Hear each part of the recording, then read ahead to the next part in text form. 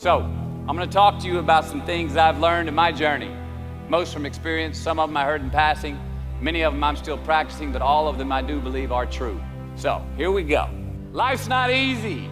It is not. Don't try to make it that way. Life's not fair. It never was. It isn't now, and it won't ever be. Do not fall into the trap, the entitlement trap, of feeling like you're a victim.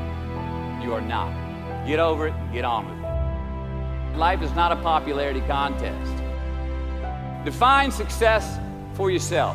So the question that we got to ask ourselves is what success is to us, what success is to you. Is it more money? That's fine. I got nothing against money. Maybe it's a healthy family.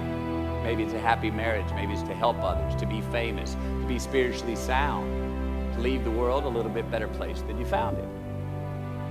Continue to ask yourself that question. Now, your answer may change over time, and that's fine.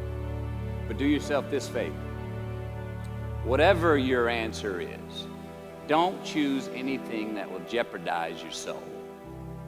Prioritize who you are, who you want to be, and don't spend time with anything that antagonizes your character. Be brave, take the hill, but first answer that question, what's my hill?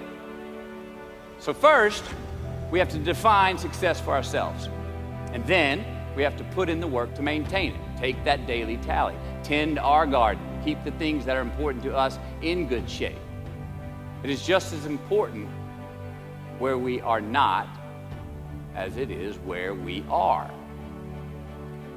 Look, the first step that leads to our identity in life is usually not, I know who I am. I know who I am. That's not the first step. The first step's usually, I know who I am not. Process of elimination. Defining ourselves by what we are not is the first step that leads us to really knowing who we are. You know that group of friends that you hang out with that they really might not bring out the best in you? You know, they gossip too much or they're kind of shady. They really aren't going to be there for you in a pinch.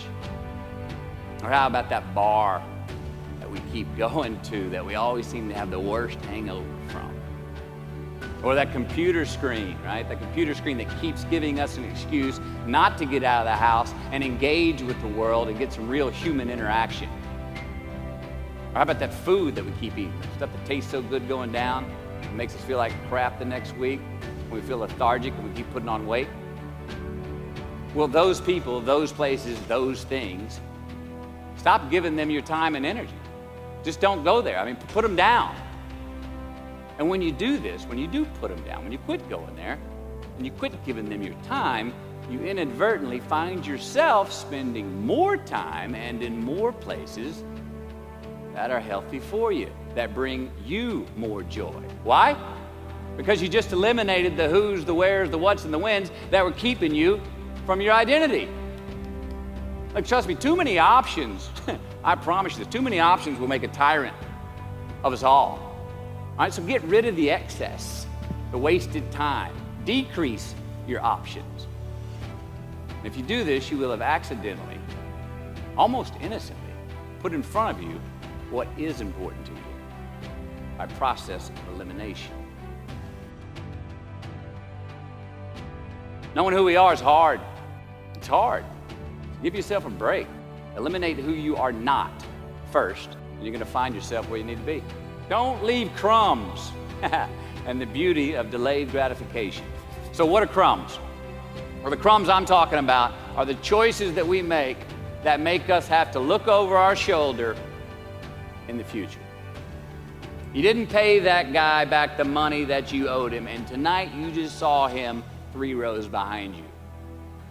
You slept around on your spouse, and you just found out that tomorrow she and the lady you're having an affair with are going to be at the same PTA meeting. You drank too much last night. You're too hungover to drive your son to his 8 a.m. Saturday morning baseball practice. These are the crumbs. They come in the form of regret, guilt, and remorse. You leave crumbs today, they will cause you more stress tomorrow. And they disallow you from creating a customized future in which you do not have to look over your shoulder. So let's flip the script. Instead of creating outcomes that take from us, let's create more outcomes that pay us back.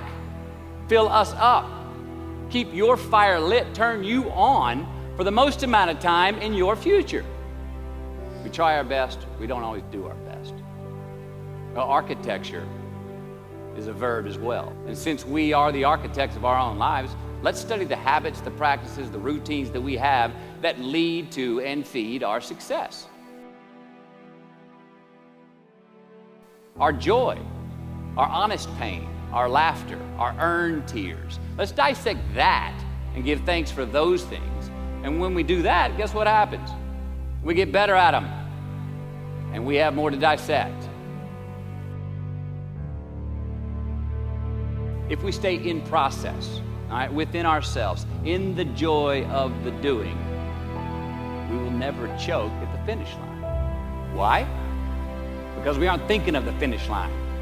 Because we're not looking at the clock. We're not watching ourselves on the Jumbotron performing the very act that we're in the middle of. No, we're in process. The approach is the destination, and we are never finished. Bo Jackson, what did he do? He used to run over the goal line, through the end zone, and up the tunnel. We do our best when our destinations are beyond the measurement, when our reach continually exceeds our grasp, and when we have immortal finish lines. And when we do this, the race is never over. The journey has no port. The adventure never ends because we are always on the way. So do this, and let somebody else come up and tap you on the shoulder and say, hey, you scored. Let them run up and tap you on the shoulder and say, man, you won. Let them come tell you, you can go home now. Let them say, I love you too. Let them say, thank you. Take the lid off the man-made roofs that we put above ourselves. Look, we're gonna make mistakes. You gotta own them. Then you gotta make amends. And then you gotta move on.